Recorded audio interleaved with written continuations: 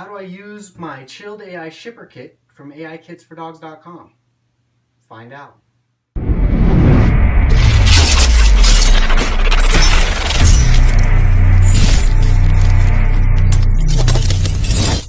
Alright guys, it's Daniel with AIKitsForDogs.com, and today we're just going to go over how to use your Chilled AI kit you got from our store on AIKitsForDogs.com. So first and foremost, let's make sure you double check the instructions, make sure you have everything prepared and ready for each step of the process. First step, of course, will be to make sure that your chilled pack is frozen. So I recommend the second you get your Chilled AI Shipper Kit in the mail, throw that chilled pack inside the freezer so that way when you do collect and you're getting ready to ship, you're ready and you don't have to wait on that cold pack to freeze. Okay, so now we're going to get ready for the collection, and to get ready for the collection, first we're going to want to modify the collection cone just a little bit to make our job easier. Here I am. So what do I mean by modify it? Real simple. With some scissors, just put a small hole in the bottom of your collection cone, and that way you're going to be able to take your centrifuge tube and you're going to be able to just insert it into the bottom, and pushing it through the taper, you'll be able to fix the centrifuge tube to the collection cone like so. Now take your green O-ring and fix the collection cone and centrifuge tube so that way if anything gets crazy during semen collection, nothing's going anywhere. So boom, now you have a seamless collection process. You don't have to do any extra handling or moving of your collection. Bam. Okay, so now you're going to want to take your lube the inside of the collection cones, that way there's no friction when collecting your mail. Put on your gloves, collect. Boom. Throw this away.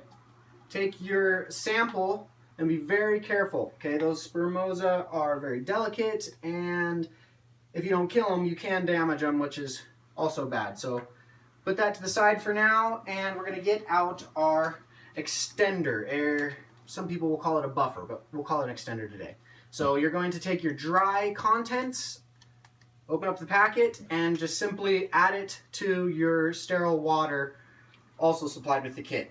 Shake it up really good so that way it's a nice consistency, and you're going to add 4 parts extender to every parts of semen collected. Okay? You can get away with 2 parts extender to every 1 part semen if there's not enough room, but go for 4 if possible. Okay? Now, very carefully, you're going to add the extender to the semen samples. Okay? Split it up in both centrifuge tubes if you need to. If there's not enough room in one, that's why I would give you 2 for each sample you're trying to ship. Now, your extender is good for 30 days if you keep it refrigerated after it's mixed. Just make sure that if you do refrigerate it, it's going to be cold, right? Well, if you're going to be adding it to a warm, freshly collected sample, you need to warm it up to body temperature so it doesn't shock the sperm. Okay, so lasts 30 days if kept refrigerated. Just make sure that if you refrigerate it, you warm it back up before adding it to the sample. So now that you got your samples all prepped, extended, we're ready to prep and ship. So first and foremost, take your frozen cold pack. Let's put it at the bottom of your styrofoam shipping container. And now what we're going to do is just take some paper towels. Newspaper works as well. I prefer paper towels. And we're going to line that cold pack with a barrier of paper towels so that way the centrifuge tubes don't come in direct contact with that brick. because it's frozen. So if it touches these, it'll freeze the actual portion it touches, and that'll ruin that part of the sample. It's not a frozen shipper kit, it's a chilled shipper kit. So we want to make sure they stay chilled and don't freeze by coming into contact. So now that we have a layer on top of our cold brick, we can put our centrifuge tubes in here. And you'll notice the centrifuge tubes do have a area for you to put who you collected from and when you collected them. So that way if you are shipping to a vet, let's say, vets can get multiples of these in a day. If none of the samples that come in are labeled, it could cause a real big problem. So don't be that breeder that didn't label his or her sample collections. So put them in here and then finish up by packing more paper towels or newspaper in to make sure that everything's nice and secure in there for shipment. And then we're going to put on our lid, put some tape around to secure it, and you're ready to ship. USPS overnight works, however, I personally have found FedEx to be the cheapest and most reliable, so look into FedEx or even UPS. USPS is probably going to be the most expensive, but look into all of them according to your situation. Okay. Last but not least, you're going to have your